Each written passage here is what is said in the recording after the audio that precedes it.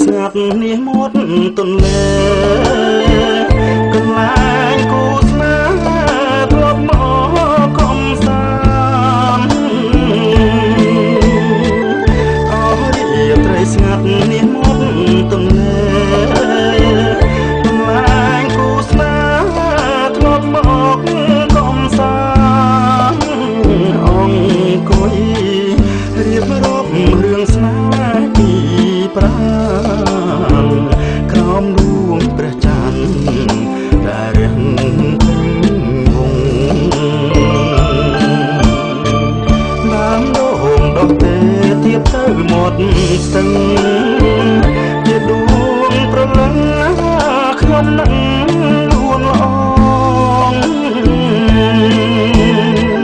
ដើមដងដុះទេទៀតទៅមាត់ស្ទឹងជាដួងប្រលឹងខ្ញុំនឹងលួងល្អងដងអើយដងទេកុំរេសើមក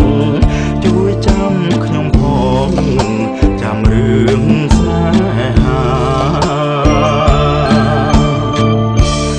យប់យន់ត្រជាក់ខ្យល់ធ្លាំងរំខាយក្របងកាយខ្លាចក្លិនកូនថាក្លិនកា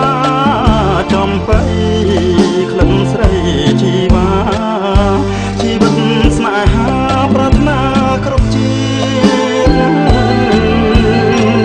គូខ្ញុំបើព្រាត់គឺព្រាត់ដោយកម្មមិនមែនចិត្តនាំមកឲ្យខ្ញុំឃ្លៀងឃ្លាត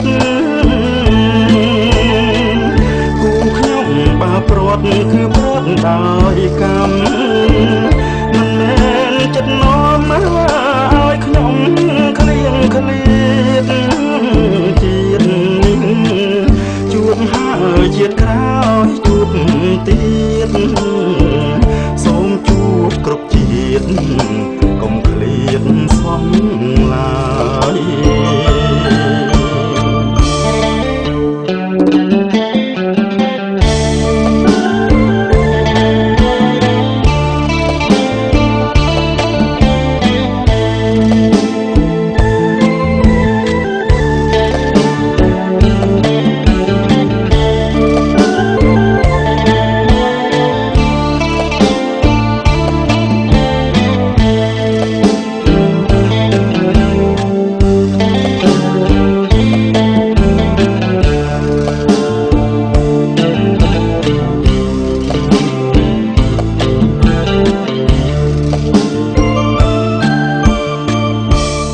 យប់យន់ត្រជាក់ខ្យល់ធ្លាំងរំភើ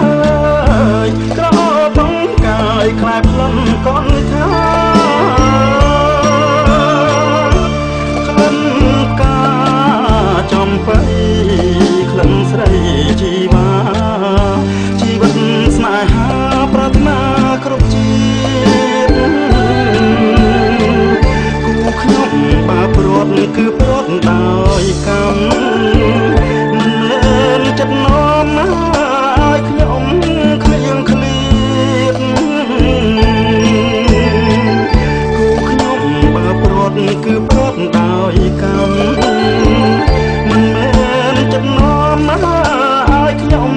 ឃ្លៀងឃ្លាតជាតិនេះជួបហើយជាតិក្រោយជួបទៀតសូមជួបគ្រប់ជាតិកុំឃ្លាតសោះឡើយ